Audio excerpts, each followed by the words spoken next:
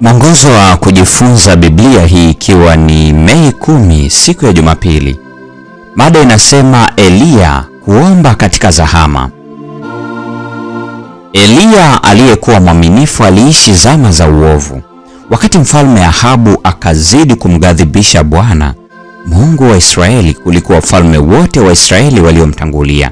Wafalme wa kwanza 16:33. Wakati wa ajabu kupita zingine zote katika maisha ya Eliya ulikuwa wa makabiliano katika mlima Karmeli. Tazama Wafalme wa kwanza sura ya 18. Katika kilele cha kisa hiki cha kustaajabisha, Ahabu na ufalme wake waliona kwa macho yao wenyewe ukweli kwamba Mungu hujibu maombi.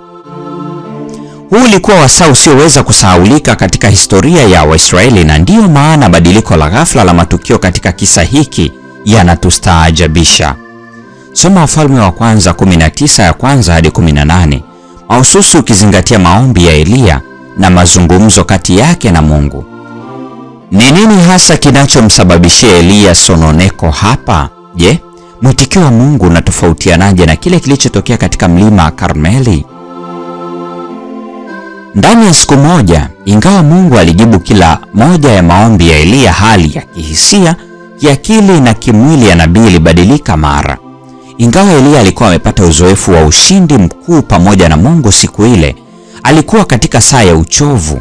Ameruhusu hofu ya kifo kuishinda imani yake kwa Mungu. Kinachoshangaza zaidi juu ya kisa hiki ni kwamba ingawa Eliya alijisalimisha katika kukata tamaa na kuvunjika moyo, Mungu alimjia kwa huruma na upole, akimpatia chakula na maji tena. Wafalme wa kwanza 19 ya 5 na ya 6. Kiasi kwamba alikaa bila kula tena kwa siku 40 usiku na mchana. Wafalme wa kwanza 19 ya 8. Na wakati ambapo hatimaye Mungu alijifunua, ilikuwa kwa namna tofauti kabisa na hapo kabla. Nyakati zingine katika maisha yetu Mungu hujibu kwa namna ya moja kwa moja, yenye nguvu na isiyopingika.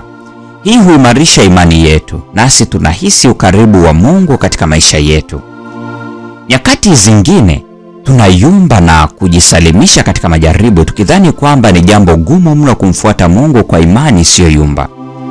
Tunatafuta majibu ya Mungu kwa njia tunazomtarajia ajibu, bila kutambua kwamba njia zake na mawazo yake ni ya juu mno na ya hekima mno kuliko yetu. Isaya 55:8-9.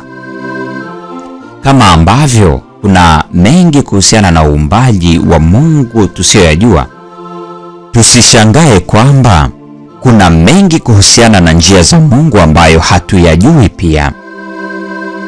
Mungu Baba yetu mwema na mwenye rehema anajua fika kile unachohitaji.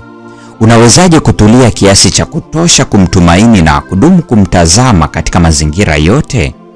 Zungumza naye juu ya jambo hili sasa hivi. Hii ni Mei 10, siku ya Jumapili. Eliya kuomba katika zahama.